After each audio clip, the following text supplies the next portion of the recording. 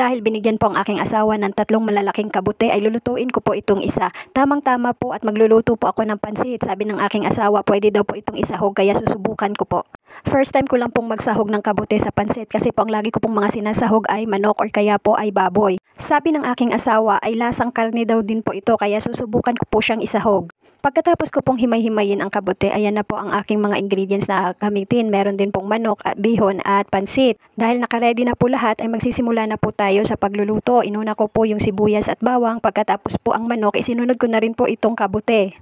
Tinimplahan ko na rin po ng toyo, paminta at magic sarap. Pagkakulo po ay nilagyan ko na rin po ng kaunting tubig. Masarap din daw po ang kabute pag sinabawan po kaya susubukan ko po at may tira pa naman pong 2. Pagkatapos ko pong malagyan ng tubig ay nilagyan ko na rin po ng Knorr cubes tapos po yung pansit, bihon at siyang kanton po. Sakto lang po yung tubig na aking nailagay. Gawa pong ibinabad ko na po yung bihon para po yung sabaw ay hindi niya hihigupin. Kaya ayan po pagkatapos ko pong mailagay lahat ay hinahalo-halo ko po para maluto na po lahat. Ilang minuto na lang po ay luto na po itong ating pansit na may kabute. Syempre po titikman natin kung ano po ba ang lasa. Ayan po yung kabute. Masarap din po pala siya.